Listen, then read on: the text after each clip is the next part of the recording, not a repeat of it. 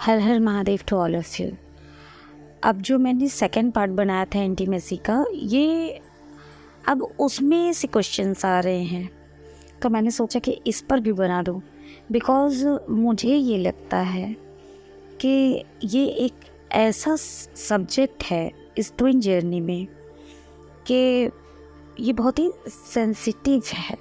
ये सब्जेक्ट, इस पे बात करना, और कुछ लोगों के वैसे ये बात मैं इम्पोर्टेंस नहीं देती हूँ इन सब बातों को, बट फिर भी मैं करना चाहती हूँ कि मेरी इस वीडियो पे बहुत टाइप के कमेंट्स आए हैं मेरे सेकंड पार्ट वाले में।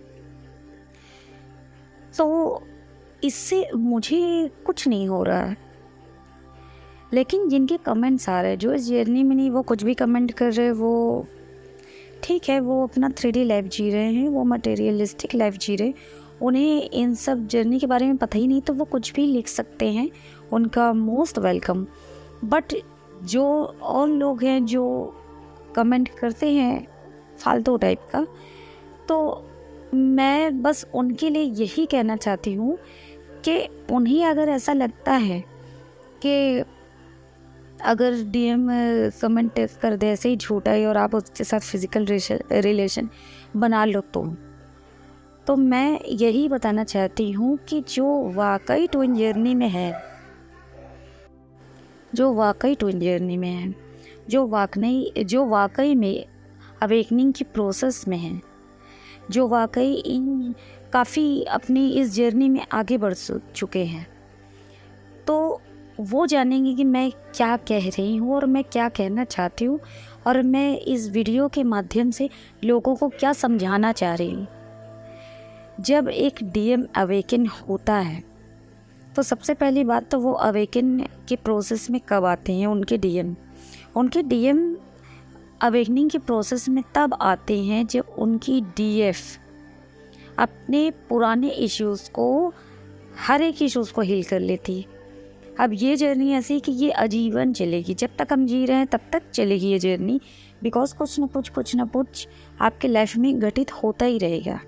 ज़रूरी नहीं कि आप ही कुछ गलत करो, क्योंकि आप तो अच्छे हो गए हो, आप की सोल ग्रोथ हो गई है, बट अगर किसी ने अनजाने में आपके साथ कुछ कर दिया, कुछ कह दिया, कुछ भी, तो आप उसे हील करोगे ना।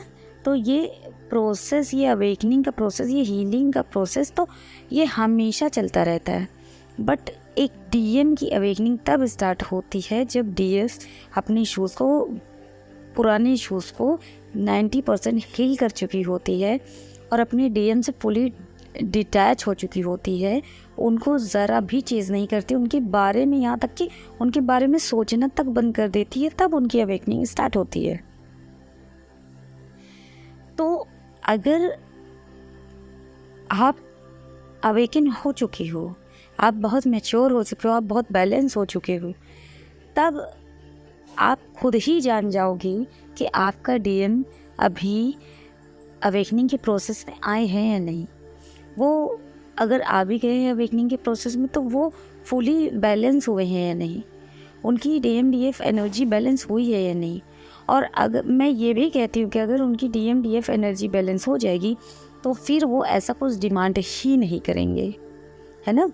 बिकॉज उस वक्त ये एक लस्ट की एनर्जी वाली चीज़ नहीं रह जाती, तब ये एक डिवाइन चीज़ बन जाती, जिसे मैं अभी आपको डीपली नहीं समझा सकती, क्योंकि ये टॉपिक दूसरा है। और ये भी कुछ लोगों को ये फालतू की बात लगेगी, तो उनके लिए आई डोंट केयर, आपको जो सही लगता है आप करो। बट ये क्वेश्चन आस्था जी का है, मैं उनका क्वेश्चन ये था, मैं उन्हें ये बताना चाहती हूँ कि उनका क्वेश्चन ये है कि अगर DM डिमांड कर रहा है और DF को पता है कि ये राइट टाइम नहीं है इंटीमेसी करने का, फिज़िकल होने का, ये राइट टाइम नहीं, बिकॉज DF जान रही है कि अभी DM अवेकन नहीं हो रहे हैं, अभी वो अनअवेकन है, अभी वो डिसबैलेंस है, अभी वो सिर्फ डिमांडिंग की एनर्जी में। तो अगर वो फिज़िकल डिमांड कर रहे हैं, तो उनका क्वेश्चन है कि अगर DF ये सब करने से मना कर दे, तो क्या इस जर्नी में नेगेटिविटी आ जाती है? क्या वो अपने इमोशनल चीज़ों को डिप्रेस कर दे रहे हैं, सप्रेस कर दे रहे हैं, मतलब सप्रेस कर दे रहे हैं, अपने इमोशंस को दबा दे रहे हैं? उनका क्वेश्चन ये था।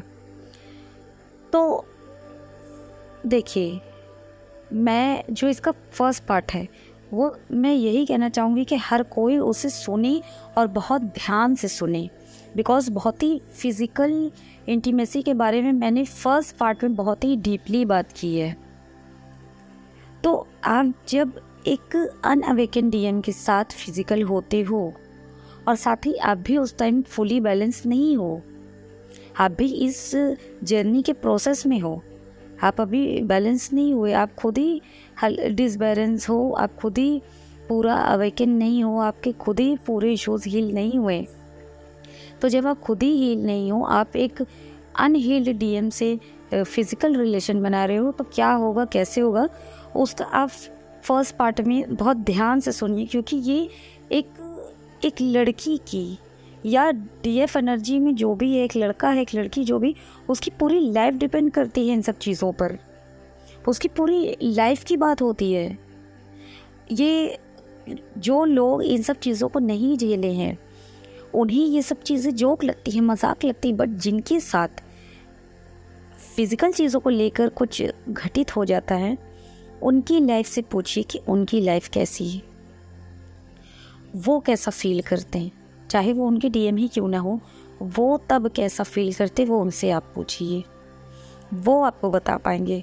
बाकी हर किसी को, वो इस जर्नी में हो ना हो, उन्हें मजाक ही लगेगा उन्हें, क्योंकि ये बातें हल्की फुल्की लगेंगी, क्योंकि उन्हें इन सब चीज़ों में कुछ झेलने को अभी तक नहीं मिला है, और भगवान करे उन्हें कुछ झेलने को भी ना मिले। तो मैं यही सजेस्ट करती हूँ कि मेरा फर्स्ट पार्ट का वीडियो आप लोग ज़रूर देखिए। मैं इस वीडियो में भी फर्स्ट पार्ट का लिंक दे दूँगी, और सेकंड पार्ट में मैंने ऑलरेडी उस वीडियो का लिंक दे रखा है।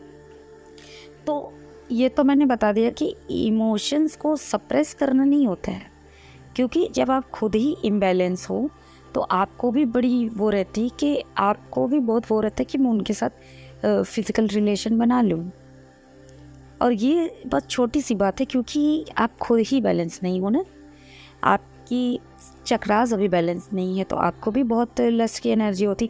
वो लस्ट की एनर्जी है दोनों तरफ से, दोनों तरफ से लस्ट है। It's not only love, there is only lust and lust, कि मैं उनके साथ ऐसा कर लूँ तो शायद मैं उन्हें पाल लूँगी, मैं ऐसा उनके साथ कर लूँ तो शायद वो मेरी तरफ ध्यान देंगे, मैं उनके साथ ऐसा कर लूँ क्योंकि मैं उनसे बहुत प्यार करती हूँ, मैं उनके साथ ऐसा कर लूँ क्योंकि मुझे भी बहुत मन हो रहा है, बिकॉज मैं इन बैलेंस हूँ, मैं खुद ही लस्ट की एनर्जी में हूँ। ये है इसका जवाब। और कुछ नेगेटिविटी इस जर्नी में आ जाएगी ऐसा मना कर देने से डीएम को, तो ये बात बिल्कुल गलत है। अब मैं बहुत ही शॉर्ट में बताऊँगी, क्योंकि फर्स्ट पार्ट में आप सुन लीजिएगा, और इसमें मैं यही बताना चाहती हूँ कि कोई भी नेगेटिविटी नहीं आएगी। और नेगेटिविटी आप किसको कह रहे हैं आस्था जी, या जो भी लोग नेगेटिविटी किसको कह रहे हैं फिज़िकल इंटीमेसी में, तो इसमें नेगेटिविटी जो मुझे समझ में आती है वो यही है कि कहीं सेपरेशन, तो कहीं जो है तो सेपरेशन तो नहीं आ जाएगा दोनों के बीच। अगर मैं मना कर दूंगी तो वो गुस्सा हो जाएंगे, तो वो मुझसे बात करना तो नहीं बंद कर देंगे, वो मुझे छोड़ के तो नहीं चले जाएंगे, वो मुझे ब्लॉक तो नहीं कर देंगे, वो मुझे आंसर देना तो बंद नहीं कर देंगे। आप यही सब सोच सकते हैं, इसी को आई थिंक कि आप नेगेटिविटी कह रहे हो। तो अगर आप उनके साथ इंटीमेट हो भी जाओगे तो ये बात बिल्कुल सच है, लेकिन बहुत ही कड़वी बात है कि फिज़िकल होने के बाद भी अगर वो इम्बैलेंस है, अनअवेकेंड हैं, तो भी वो आपको छोड़ के जाएंगे ही जाएंगे, तो भी वो आपसे बात नहीं करेंगे, तो भी वो आपको ब्लॉक करेंगे, तो भी वो आपको ध्यान नहीं देंगे। मुझे पता है कि मेरी ये बातें बहुत लोगों को हर्ट करेंगी, बट यही सच्चाई है इस जर्नी की।